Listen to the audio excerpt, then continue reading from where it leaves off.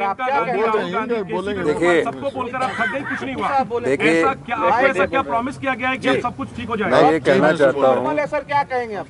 Rajya Sabha elections के बाद जो कि टाई हुआ, जिसमें पर्ची जो खुली हो भारतीय जनता पार्टी के उम्मीदवार की खुली, उसके बाद अटकलें लगने लगी कि सरकार गिर रही है, सरकार जा रही है।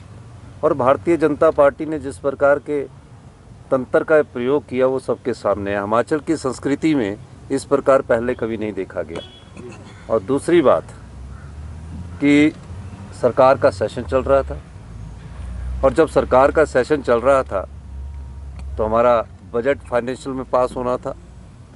उस समय मेरे सामने एक न्यूज़ आई जिसका कि मैं खंडन खुद नहीं करना चाहता, मुझे पता भी नहीं था, मैं तो ऊपर अपने चैम्बर में बैठा हुआ था, कि मुख्यमंत्री जी ने इस्तीफ़ा दे दिया। अब पता नहीं कहाँ से ये न्यूज़ आई। अगर मेरे को इस्तीफ़ा देने के लिए बोला होता तो फिर हाई कमांड का कोई लीडर बोलता तब तो बात थी, पर वो न्यूज़ चली, फिर मैंने उसका खंडन किया।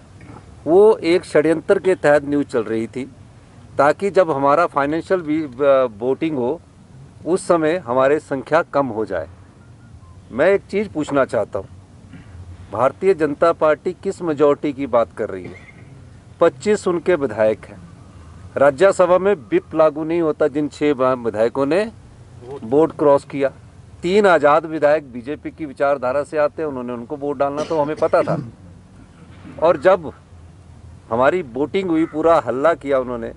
पहले तो मार्शल को गले से पकड़ा, किसी ना किसी तरह सत्ता की भूख उनको लड़ाई और झगड़े करने पर उतारू थी। CRPF आई यहाँ, हरियाणा पुलिस आई यहाँ, उनके हेलीकॉप्टर पूरे दिन यहाँ मंडराते रहे।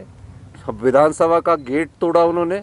और उसके बाद देखिए, हमने सिर्फ 15 विधायक को निष्कासित किया जो उनका मिसबिहेवियर था, मार्शल के साथ उन्होंने बदतमीजी की।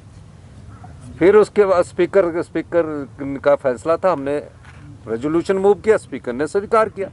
उसके बाद जो 9 विधायक थे, जिसमें 6 कांग्रेस के बागी विधायक थे और 3 थे, उनको तो किसी ने निष्कासित नहीं किया गया। उनको तो अंदर बैठ के विरोध करना चाहिए था। और उन 6 विधायक तो अभी उनके खिलाफ डिस्क्वालिफिकेशन भी नहीं हुई थी, वो अंदर आ जाते तो डिस्क्वालिफिकेशन से भी बच जाते। वो क्यों नहीं आए? उनको डर था, क्योंकि वो चुरा कर विधायक लेकर अभी भी हरियाणा में ठहरे हुए। हिमाचल की जनता को ये विधायक नहीं फेस कर पाएंगे, ये मैं आज आपको कहना चाहता हूँ।